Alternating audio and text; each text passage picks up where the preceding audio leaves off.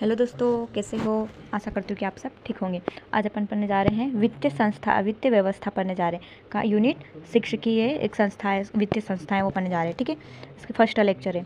तो वित्त क्या है। तो वित्त क्या है, मुद्रा के उपयोग के अधिकार को वित्त कहते हैं। क्या कहते हैं, मुद्रा के उपयोग के अधिकार को वित्त कहते हैं।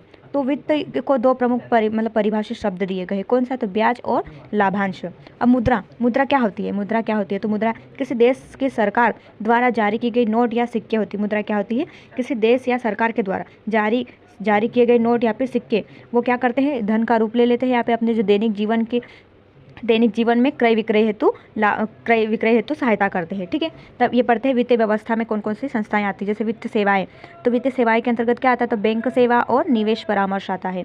और अब वित्तीय संस्था, तो वित्तीय संस्था के अंतर्गत कौन कौन सी संस्थाएं आती है, तो एक बैंक आती है, बीमा, फिर गैर वित्तीय संस्थाएं आती है। फिर वित्तीय उपकरण क्या है, तो वित्तीय उपकरण मतलब वित्त को अपन प्राप्त करते हैं तो किस माध्यम से प्राप्त करते हैं उपकरण, तो जैसे चेक के माध्यम से बैंक में अपन प्राप्त करते हैं, बॉन्ड, डीडी, शेयर के माध्यम से भी। अब वित्तीय बाजार क्या है, तो वित्तीय बाजार क्या है, मुद्रा बाजार और एक पूंजी बाजार है। अब इनका सबका एक एक का वर्णन करेंगे आगे। ठीक है, वित्तीय व्यवस्था वस्तुतः वित्तीय सेवाओं और वित्तीय उपकरणों, वित्तीय संस्थाएं एवं वित्तीय बाजार को सम्मिलित रूप से जहां वित्त का आदान प्रदान किया जाता है। ठीक है, अब आगे पढ़ते हैं वित्तीय प्रणाली। वित्तीय प्रणाली क्या है, तो वित्तीय प्रणाली दो प्रकार की होती है, एक मुद्रा बाजार और एक पूंजी बाजार। तो मुद्रा बाजार क्या होती है, तो मुद्रा बाजार क्या होती है, वित्त का लेन देन अल्पकालीन होता है। क्या होता है, जहाँ पर पैसे का लेन देन कैसा होता है, अल्पकालीन, थोड़े समय के लिए होता है। जैसे उदाहरण के लिए बैंक में अपन पैसे का लेन देन करते हैं कि नहीं, तो वो अल्पकालीन होता है। ठीक है, अब पूंजी बाजार, तो पूंजी बाजार क्या होता है, तो वित्त का लेन देन दीर्घकालीन के लिए होता है, मतलब लंबे समय के लिए होता है। और जो मुद्रा बाजार है उसमें अल्पकालीन, कम समय के लिए वित्त का लेन देन किया जाता है। और पूंजी बाजार में दीर्घकालीन अर्थात लंबे समय तक किया जाता है, जैसे शेयर बाजार। और जो हम मतलब शेयर बाजार हमें कमा कर देता है ना। ठीक है, जैसे और भूमि हो गई हो, हमें पैसे, भूमि से हमें अनाज मिलता है, उससे हमें पैसे मिलते हैं। ठीक है, फिर ट्रैक्टर हो गया, जैसे पैसे निवेश करते हैं, जैसे अपने पास जैसे जेसीबी वगैरह कुछ भी साधन हो गया, तो वो काम करने के लिए जाए तो अपन को पैसे मिलेंगे, तो निवेश करने हेतु भी मतलब माध्यम है इसका। ठीक है, आगे वित्तीय प्रणाली में अपन ये तो पढ़ लिया मुद्रा बाजार में बैंक आता है। तो बैंक भी दो प्रकार का होता है। कैसा होता है, एक आरबीआई बैंक, कैसा होता है, एक संगठित और एक असंगठित होता है। ठीक है, तो संगठित बैंक में क्या क्या आता है, संगठित बैंक में क्षेत्रीय ग्रामीण बैंक, सहकारी बैंक और वाणिज्य बैंक आता है। ठीक है, तो वाणिज्य बैंक के अंतर्गत कौन कौन से बैंक आते हैं, तो वाणिज्य के अंतर्गत एक निजी बैंक आता है, सार्वजनिक बैंक और विदेश बैंक आता है। विदेश बैंक का अर्थ मतलब होता है कि उसका जो विदेश बैंक है ना, उसका मालिक कहाँ पर विदेश में निवास करता हो। ठीक है, निजी बैंक हो गया और सार्वजनिक बैंक हो गया। अब क्या है, पूंजी बाजार, तो पूंजी बाजार में क्या है, प्रतिभूति बाजार। तो ये भी तीन प्रकार का होता है, शेयर बाजार, बॉन्ड और एक होता है ईआरसी। ठीक है, तो ये असंगठित है ना। असंगठित में क्या आता है, इसमें साहूकार लोग आते हैं। और संगठित में तीन बता दिए, कौन से, क्षेत्रीय ग्रामीण बैंक, सहकारी बैंक और वाणिज्य बैंक आ गए। ठीक है, तो अब आगे पढ़ते हैं बैंक के बारे में। अब बैंक क्या है। ठीक है, बैंक क्या है, तो बैंक से आशय ऐसी वित्तीय संस्था है। बैंक क्या है, एक ऐसी वित्तीय संस्था है जो लोगों से जमा स्वीकार करती है। क्या करती है, लोगों से जमा अर्थात पैसे स्वीकार करती है और साख निर्माण का कार्य करती है।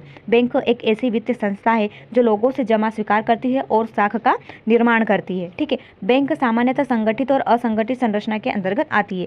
मतलब बैंक है ना, जो संगठित और असंगठित आधार पर आती है। अब संगठित और असंगठित क्या है वो पढ़ते हैं आगे।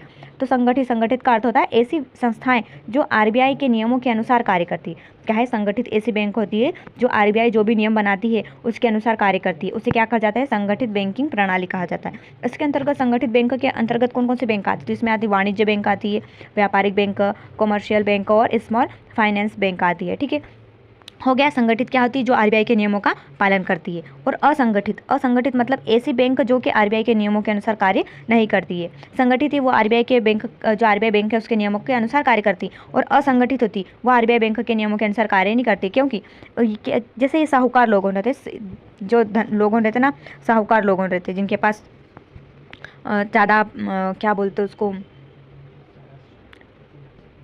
जो ज़्यादा धनी लोग रहते हैं। ठीक है, अब आगे पढ़ते हैं भारत में बैंक का इतिहास। भारत में बैंक के बारे में क्या क्या पढ़ेंगे, उसकी ऐतिहासिक पृष्ठभूमि पढ़ेंगे, राष्ट्रीयकृत बैंक पढ़ेंगे, आरबीआई और मौद्रिक बैंक, वाणिज्य बैंक तथा व्यापारिक बैंक पढ़ेंगे। फिर बैंकों का विलय किस प्रकार हुआ, स्मॉल फाइनेंस एवं पेमेंट बैंक, फिर अन्य बैंकों के बारे में भी पढ़ेंगे। तो पहले पढ़ते हैं अपन ऐतिहासिक पृष्ठभूमि। क्या पढ़ेंगे, पहला ऐतिहासिक पृष्ठभूमि। तो भारत में यूरोप पद्धति के आधार पर क्या है, भारत में यूरोप पद्धति के आधार पर 1770 में बैंक ऑफ हिंदुस्तान की स्थापना की गई थी। कब की गई थी? तो 1770 में भारत में यूरोपीय पद्धति के आधार पर 1770 में बैंक ऑफ हिंदुस्तान की स्थापना की गई थी। ठीक है, और इसकी स्थापना किसने की, कब की, किसके द्वारा की गई? तो अलेक्जेंडर एंड कंपनी के द्वारा की गई थी। किसकी? बैंक ऑफ हिंदुस्तान की स्थापना 1770 में अलेक्जेंडर एंड कंपनी के द्वारा की गई थी। लेकिन क्या हुआ? लेकिन कुछ वित्तीय समस्याओं के कारण इसे 1830 में बंद कर दिया गया। क्या हुआ? कुछ वित्तीय या फिर आर्थिक स्थिति अच्छी न होने के कारण इसे 1830 में बंद कर दिया गया। भारत में प्रांतों के अंतर्गत बैंकों की स्थापना की गई। भारत में कैसे बैंकों की स्थापना की गई? प्रांत के अनुसार बैंकों की स्थापना की गई। तो 1806 में बैंक ऑफ बंगाल की स्थापना की गई थी, और 1840 में बैंक ऑफ बॉम्बे की स्थापना की गई, और 1843 में बैंक ऑफ मद्रास की स्थापना की गई। तो ये जो तीनों बैंक है, इन तीनों बैंकों को मिलाकर 1862 में प्रेसिडेंसी प्रांत बैंक की संज्ञा दे दी गई। इन तीनों बैंकों को, bank of Bengal, bank of Bombay और बैंक ऑफ मद्रास को 1862 में प्रेसिडेंसी प्रांतीय बैंकों की संज्ञा दे दी गई। ठीक है, आगे इन तीनों बैंकों को मिलाकर, इन तीनों बैंकों को पहले क्या कर देते? इन तीनों बैंकों को प्रेसिडेंस बैंक की संज्ञा दे दी गई थी। फिर बाद में और इन तीनों बैंकों को मिलाकर भारत में केंद्रीय बैंक की स्थापना कर दी थी। फिर क्या कर दिया? भारत में केंद्रीय बैंक की स्थापना कर दी थी, जिसे 1921 में इंपोरियल बैंक का नाम दे दिया गया। जिसे 1921 में क्या कर दिया गया? इंपोरियल बैंक का नाम दे दिया गया। फिर ब्रिटिश सरकार के द्वारा 1860 में संयुक्त पूंजी कंपनी एक्ट पारित किया गया। ब्रिटिश सरकार के द्वारा 1860 में संयुक्त पूंजी बैंक है ना, एक एक्ट लाया गया, इसको पारित किया गया, और जिसके तहत क्या कहा गया? जिसके तहत कहा गया कि सीमित देयता के आधार पर बैंकों की स्थापना की मंजूरी दी जाएगी। क्या हुआ? बैंक की स्थापना तो की जाएगी, पर किस प्रकार की जाएगी? सीमित देयता के आधार पर बैंकों की स्थापना की जाएगी। ठीक है, तो 1881 में सीमित देयता के आधार पर स्थापित होने वाला पहला बैंक कौन सा है? तो अवध कमर्शियल बैंक है। क्या हुआ? 1881 में सीमित देयता के आधार पर फर्स्ट बैंक कौन सा था? तो वह अवध कमर्शियल बैंक है, जो भारतीय द्वारा संचालित प्रथम बैंक है। भारत का पहला पूर्णतः भारतीय द्वारा संचालित बैंक की स्थापना कब की गई थी? तो ये की गई थी 1894 में की गई थी। कौन सा बैंक है? तो पंजाब नेशनल बैंक है। कि भारत का पहला पूर्णतः भारतीय द्वारा संचालित बैंक कौन सा है? तो पंजाब नेशनल बैंक है। इसकी स्थापना 1894 में की गई थी। और ये जो बैंक है पंजाब नेशनल बैंक, इसको मतलब भारतीय द्वारा ही संचालित करने के लिए लाला लाजपत राय और दीनदयाल का पूरा सहयोग रहा था। भारत का पहला निजी क्षेत्र का बैंक कौन सा है? भारत का पहला निजी क्षेत्र का बैंक है इलाहाबाद बैंक है। कौन सा है? इलाहाबाद बैंक है। इसकी स्थापना 1865 में की गई थी, है ना। भारत का पहला निजी क्षेत्र का बैंक कौन सा है? इलाहाबाद बैंक है, जिसकी स्थापना 1865 में की गई थी। भारत में बैंकों का सर्वाधिक विकास बंगाल विभाजन और विदेश आंदोलन के दौरान हुआ था। भारत में सर्वाधिक बैंकों का विकास किस समय हुआ था? तो बंगाल का विभाजन उस समय और स्वदेशी आंदोलन के पश्चात हुआ था। ठीक है, अब ये कौन सा लेक्चर था? ये लेक्चर था फर्स्ट था। ठीक है, तो अब अगला लेक्चर लेके आएंगे, आगे पढ़ेंगे और बैंकों का इतिहास पढ़ेंगे। ठीक है, आज के लिए बस इतना ही। धन्यवाद।